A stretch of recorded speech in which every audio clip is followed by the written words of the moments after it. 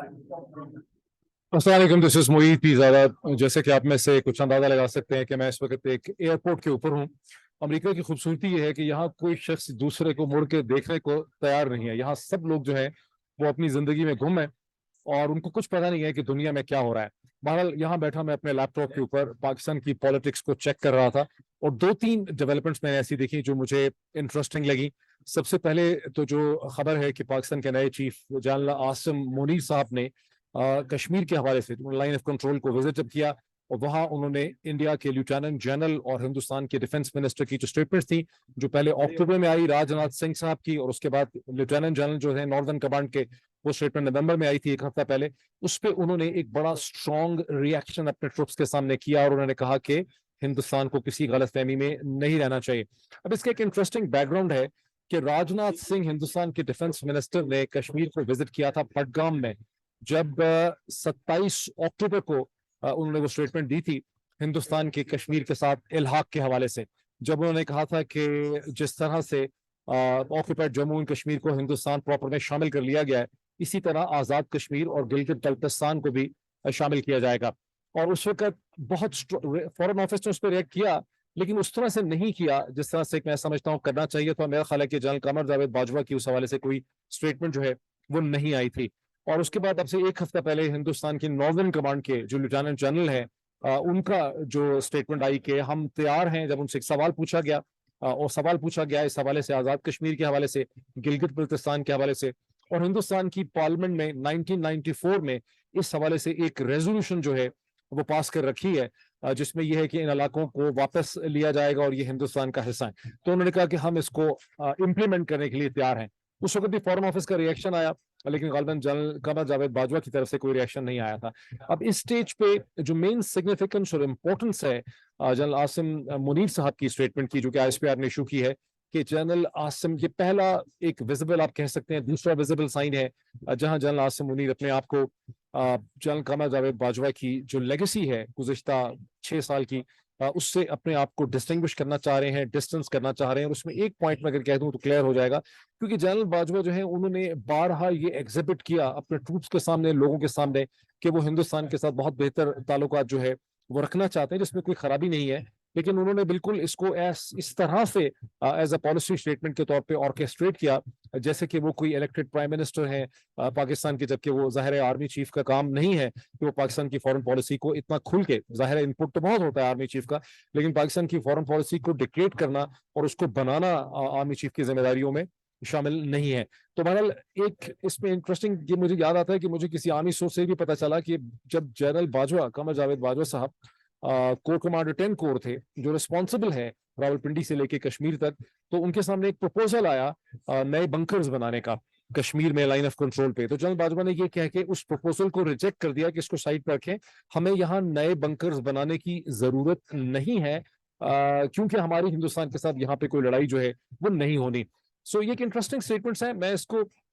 I can also understand कि General Bajwa where was he coming from, वो एक तरह से बदलते हुए रीजनल और इंटरनेशनल डायनामिक्स को देख रहे थे, जिस कॉन्टेक्स्ट में उन्होंने ये कहा होगा, और उनकी ख्वाहिश थी जिसको बाजवा डॉक्ट्राइन कहा गया कि हिंदुस्तान से बहुत बेहतर ताल्लुकात रखना चाहते थे। लेकिन इस पर बहुत लंबी डिस्कशन होनी चाहिए कि वो उनका रोल बनता नहीं था। बहरहाल ये सेकंड इंस्टेंस है जहां जनरल आसिम मुनीर साहब ने अपने आप को जनरल बाजवा की लेगेसी से डिस्टिंग्विश करने की कोशिश की है। पहला हमारे सामने एक गैर मुसद्दक़ खबर उस वक्त आई जब मैरियाना बाबर ने एक ट्वीट किया और उन्होंने कहा कि जनरल आसिम मुनीर साहब ने जीएचयू को कहा है कि जो आर्मी की चेंज ऑफ कमांड है उसके ऊपर इस तरह से फॉर्मल सेरेमनी नहीं होनी चाहिए। उस वक्त पाकिस्तान के सोशल मीडिया पे बहुत से लोगों ने हिंदुस्तान के अंदर जो चेंज ऑफ कमांड की सेरेमनी है उसकी तस्वीर, उसकी वीडियो फुटेज इशू की, जो बहुत ही सिंपल सेरेमनी होती है और उसको किसी कोई ग्रैंड सेरेमनी वहां पर नहीं होती है। बहरहाल अगर एक तरफ ये है तो दूसरी तरफ पाकिस्तान के फॉर्मर प्राइम मिनिस्टर जनाब इमरान खान साहब ने किसी हद तक डिसअपॉइंटमेंट का इजहार किया। उसके हवाले से हेडलाइन लगी है तमाम मीडिया में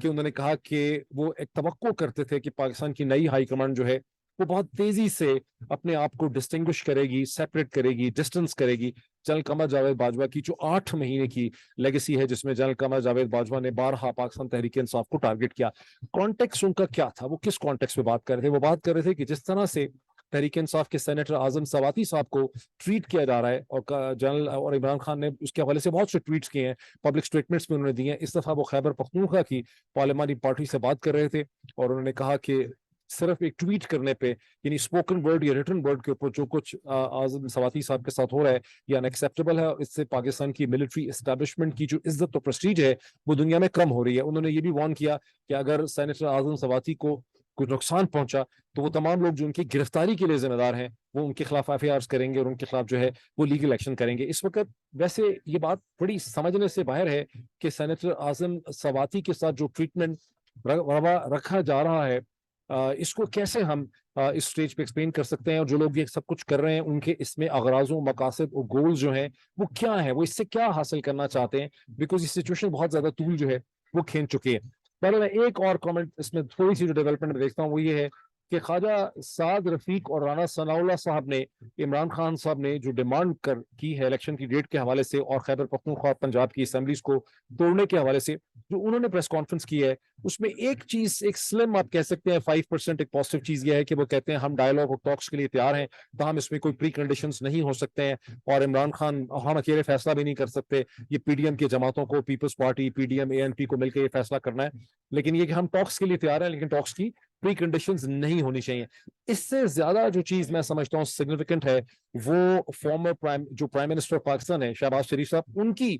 جو اسٹیٹمنٹ جو سامنے آئی ہے کہ جب وہ کیبنٹ کی میٹنگ ہوئی اور وہاں ڈسکشن ہوئی خیبر پختونخوا پنجاب کی اسمبلیز میں تحریک انصاف کے پروپوزلز کے حوالے سے, الیکشن کی ڈیٹ کے حوالے سے, اسمبلیز کو ڈیزالو کرنے کے حوالے سے, تو وہاں شہباز شریف صاحب نے منع کر دیا کہ ہمیں اس سٹیج کے اوپر خیبر پختونخوا اور پنجاب میں ووٹ آف نو کانفیڈنس جو ہے اسے لانے کے آئیڈیا کو ترک کرنا چاہیے, ہمیں ویٹ اینڈ سی کرنا چاہیے, اور ہمیں دیکھنا چاہیے کہ عمران خان جو ہے وہ اس پہ کیا لاہے عمل اختیار کرتے ہیں. میں سمجھتا ہوں کہ یہ ایک سلم پازیٹیو ڈیولپمنٹ ہے. پالیٹکس میں کئی دفعہ جب ایک ڈیولپمنٹ ہونی ہوتی ہے سیاسی جماعتوں کے درمیان میں, یا کہیں سے ایک اس کی منصوبہ بندی ہو رہی ہوتی ہے, پلان بن رہا ہوتا ہے, اس کے حوالے سے کچھ بات چیت ہو رہی ہوتی ہے, تو اس کو مانا نہیں جاتا. لیکن شہباز شریف صاحب کا یہ بات سامنے آنی کہ ہمیں ووٹ آف نو کانفیڈنس نہیں لانی چاہیے خیبر پختونخوا اور پنجاب میں, اس کو میں پازیٹیو ڈیولپمنٹ کے طور پہ سمجھتا ہوں. دو دیر از much attention لائز in the detail کہ آگے اس میں کیا ہوتا ہے. ونس اگین آئی ول سی, یہ بہت حد تک اس کا ڈیپینڈ یہ کرے گا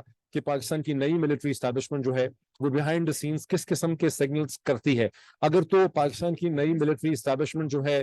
وہ پی ڈی ایم کی جماعتوں کو سپورٹ کرنے کا فیصلہ کرے گی تو پھر تو بڑا مسئلہ ہے, لیکن اگر وہ تبھی چیزیں آگے چلیں گی اگر وہ سپورٹ نہ کرنے کا فیصلہ کریں گے. آخری کامنٹ یہ ہے کہ میں نے ایک ویلاگ کیا تھا اس سے پچھلا, عمران خان صاحب کی یونیک پرسنالٹی, ان کی ایک جرنی جو ہے political, from a religion cricket star to national politician to صوفی, اور اس کو بڑے کم لوگوں نے دیکھا. اس کو میں پھر ڈسکس کروں گا کہ لوگارتھمک ایشوز کیا ہوتے ہیں, لیکن جن لوگوں نے اس کو دیکھا ہے انہوں نے اس کو بہت زیادہ اپریشیٹ کیا ہے. لیکن مجھے یہ ہے کہ جو اس میں میسج میں دینا چاہتا تھا کہ عمران خان کی جدوجہد بیسکلی طور پہ ایک اسپرچل اور ایک فیتھ بیسڈ پالیٹکس ہے انکریزنگلی, اور میں نے اس کی میں نے ایکسپلینیشن بھی دی تھی, اس کو میں مزید بلڈ اپ کرنا چاہوں گا ان اے سبسیکوینٹ ویلاگ. اور اس کے اوپر جو کامنٹس آئے ہیں میں چاہوں گا کہ اگر آپ کو موقع ملے اس کو دیکھیں, خاص کر کے